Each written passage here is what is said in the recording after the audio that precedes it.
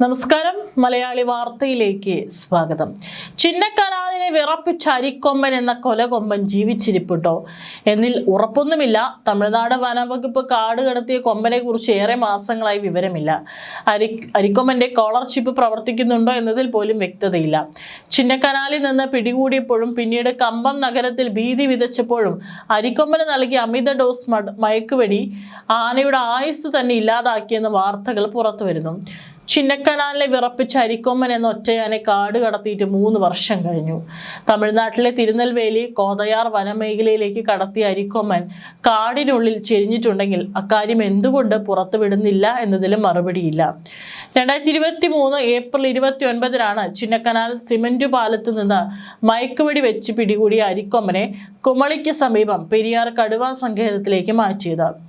2 വർഷം മുമ്പ് അരിക്കൊമ്പനെ ചിന്നക്കനാലിലേക്ക് തിരിച്ചു കൊണ്ടുവരണമെന്ന് അരിക്കൊമ്പൻ ആരാധകർ ആവശ്യപ്പെട്ടപ്പോൾ തമിഴ്നാട് വനവകുപ്പ് അരിക്കൊമ്പന്റെ വീഡിയോ പുറത്തുവിട്ടിരുന്നു. എന്നാൽ അക്കൊല്ലം ഓഗസ്റ്റിന് ശേഷം അരിക്കൊമ്പനുമായി ബന്ധപ്പെട്ട വിവരങ്ങളൊന്നും പുറത്തു വരാത്ത സാഹചര്യത്തിലാണ് കൊമ്പൻ ചെരിഞ്ഞു എന്ന സൂചനകൾ ശക്തമായിരിക്കുന്നത്. തമിഴ്നാട് പുറത്തുവിട്ട ചിത്രം പരിശോധിക്കുമ്പോൾ അരിക്കൊമ്പൻ ക്ഷീണിതനാണെന്നും ആവശ്യമായ ഭക്ഷണം ലഭിക്കാതെ ശരീരം ശോഷിച്ചെന്നും അക്കാലത്ത് ആരോപണമുണ്ടായിരുന്നു. നിലവിൽ പിടിയാനക്കൂട്ടത്തോടൊപ്പം കോതയാർ വനത്തിൽ സുഖമായി അരിക്കൊമ്പൻ കഴിയുന്നുവെന്നാണ് തമിഴ്നാട് വനവകുപ്പ് പറയുന്നത്. പെരിയാർ കടുവാ സങ്കേതത്തിലേക്ക് മാറ്റി 4 ദിവസങ്ങൾക്ക് ശേഷം അരിക്കൊമ്പൻ തമിഴ്നാട് കമ്പത്തെ ജനവാസ മേഖലകളിൽ ഇറങ്ങിയിരുന്നു. അരിക്കൊമ്പന്റെ ആക്രമണത്തിൽ ഗുരുതരമായി പരിക്കേറ്റയാൾ ആശുപത്രിയിൽ ചികിത്സയിലിരിക്കെ മരിച്ചു. തുടർന്ന് തമിഴ്നാട് വനവകുപ്പ് അരിക്കൊമ്പനെ മയക്കുവെടി വെച്ച് പിടികൂടി കുങ്കിയാനകളുടെ സഹായത്തോടെ തിരുനെൽവേലി ജില്ലയിലെ കോതയാർ വനമേഖലയിലേക്ക് മാറ്റുകയായിരുന്നു. ചിന്നക്കനാലിൽ 11 പേരെ അരിങ്കൊല ചെയ്ത അരിക്കൊമ്പൻ ചിന്നക്കനാലിലേക്ക് തന്നെ തിരികെ വരുമെന്ന് കരുതുന്നവരുടെ പ്രതീക്ഷകൾ അസ്തമിക്കുകയാണ്. ഏത് കടയും മുറിയും കുത്തി തുറന്ന് അരി തിന്നിരുന്ന അരിക്കൊമ്പന് കാട്ടിൽ എന്ത് തീറ്റ കിട്ടി എന്നതാണ് ചോദ്യം. പിടികൂടുമ്പോൾ 30 വയസ്സ് തിരികെ വരുമെന്ന് വലിയ പ്രതീക്ഷയുണ്ടായിരുന്നു. കാട് വിട്ട് മറ്റൊരു നാട്ടിലും കാട്ടിലും ഇറക്കി വിട്ട കാട്ടാനകൾ 100-ലേറെ കിലോമീറ്ററുകൾ താണ്ടി തിരികെ വന്ന ചരിത്രവുമുണ്ട്. മാത്രമല്ല 8-10 വർഷം നീണ്ട നടപ്പ് ആനക്കൂട്ടം നടക്കുകയും ചെയ്യും. അതിബുദ്ധിമാനും ധീരനും പ്രതികാരദാഹിയുമായ അരിക്കൊമ്പൻ ചിന്നക്കനാലിലേക്ക് തിരികെ വരാനുള്ള സാധ്യത മങ്ങിക്കഴിഞ്ഞു. 20 വർഷത്തോളമായി ചിന്നക്കനാലിലും ആനയിറങ്കൽ പന്നിയാർ പ്രദേശങ്ങളുടെ 25 കിലോമീറ്റർ ചുറ്റളവിലുമായി അരിക്കൊമ്പൻ ഉണ്ടായിരുന്നു. കൃത്യമായ ആനത്താരയും വിശ്രമ സ്ഥലങ്ങളും നീരാട്ട് കടവുകളും ഈ ആനയ്ക്കുണ്ടായിരുന്നു. അരിക്കൊമ്പനെ ഇറക്കിവിട്ട തിരുനെൽവേലി വനത്തിലെ അപരിചിതരായ ഈ കാട്ടാന കൂട്ടത്തോട് അരിക്കൊമ്പൻ എത്രത്തോളം ഇണങ്ങി എന്നതും വ്യക്തമല്ല.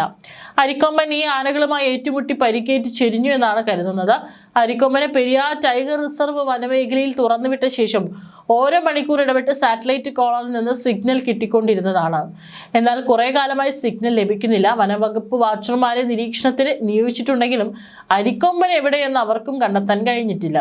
അതിനിടെ അഴകിലും ആരോഗ്യത്തിലും ഉയരത്തിനും കേമനായ അരിക്കൊമ്പനെ കാട് കടത്തി വിടാതെ കുങ്കിയാനയായി പരിശീലിപ്പിക്കുകയായിരുന്നു നേട്ടമെന്നും ഫോറസ്റ്റ് വകുപ്പിൽ തന്നെ അഭിപ്രായക്കാരുണ്ട്. അരിക്കൊമ്പനേക്കാൾ വീരന്മാരായിരുന്ന നിരവധി കൊമ്പന്മാരെ മെരുക്കി കുങ്കിയാനകളാക്കി മാറ്റിയിട്ടുണ്ട്.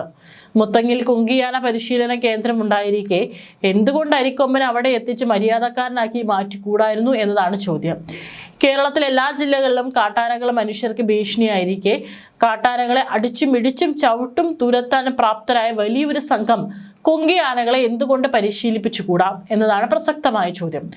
6 മാസത്തെ പരിശീലനം കൊണ്ട് ഏത് അരിക്കൊമ്പനെയും മര്യാദക്കാരനായി മാറ്റാമെന്നിരിക്കെ അരിക്കൊമ്പനെ ആന സൈന്യത്തിൽ ചേർക്കരുതായിരുന്നോ എന്നതാണ് പ്രസക്തമായ കാര്യം.